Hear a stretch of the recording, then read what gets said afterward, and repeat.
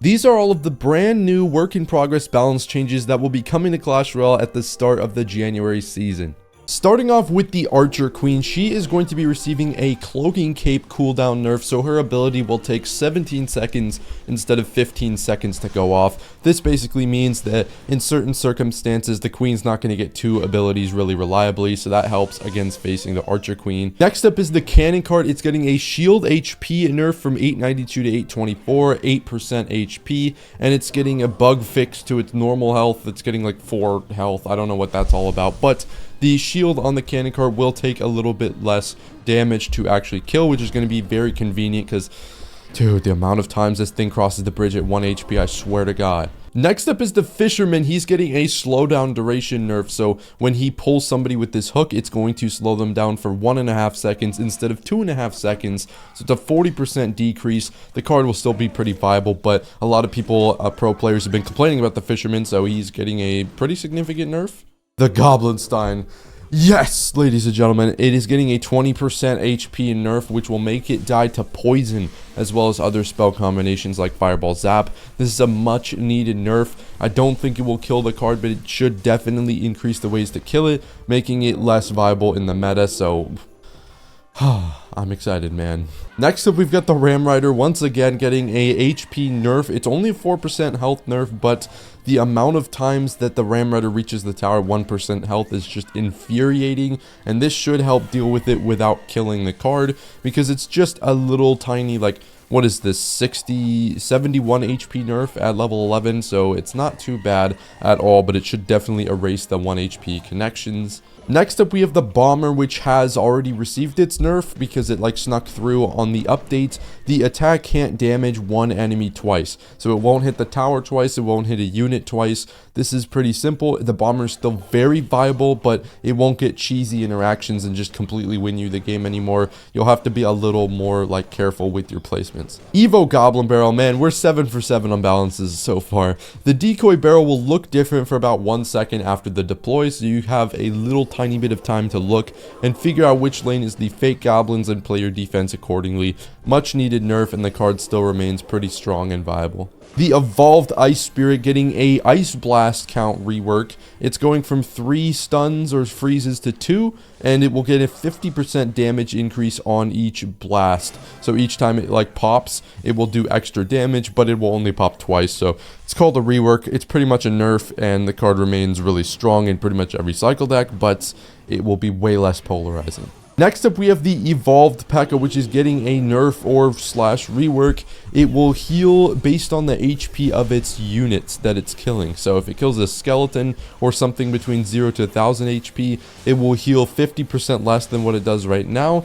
If it kills something between 999 and 2000, it will do the exact same it's doing now. And if it kills something greater than 2000, it will heal by over double that it's healing right now. So interesting rework, and that feels like a kind of idea to make it less polarizing against small units, but still rewards you for being able to kill things like tanks, which is what the card's actually for. So I'd like to see this in action, because I think it'll be a really good balance change. Shout out to the man himself.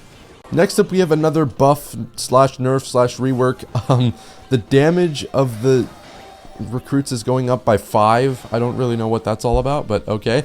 The damage of the royal recruits is going up by 5, evolved royal recruits. The charge distance is going from 1.5 to 2, so they'll take longer to basically charge, and the charge damage is increased by 3. And for our last nerf, we have the unit count of the evolved skeletons going from 4 to 3. So there will only be 3 of them.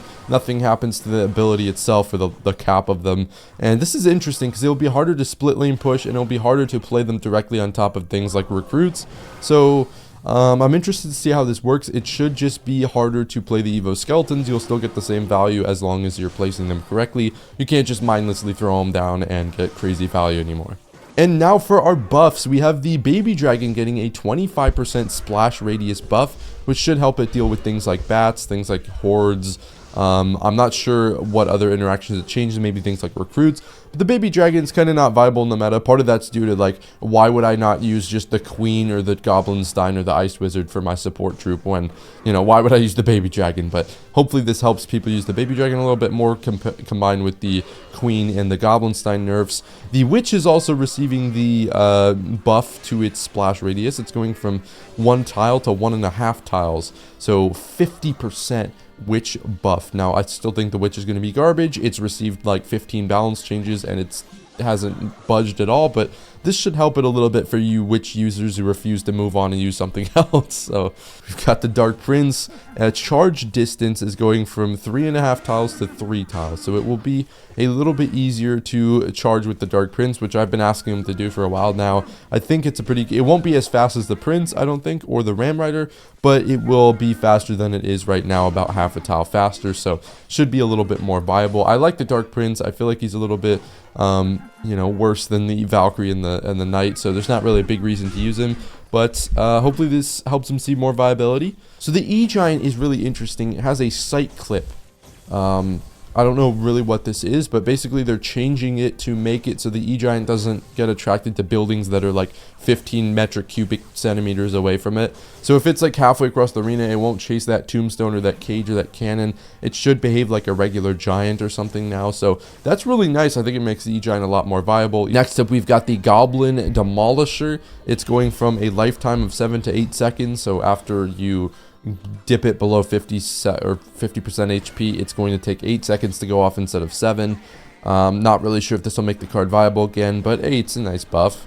Next up, we've got the buff slash rework on the Goblin Machine. This thing is getting a 57% damage increase, which will make it one-shot things like goblins, and I'm not sure of the other interactions, but the hit speed will go from 1.11 to 0.833, a 25% hit speed nerf.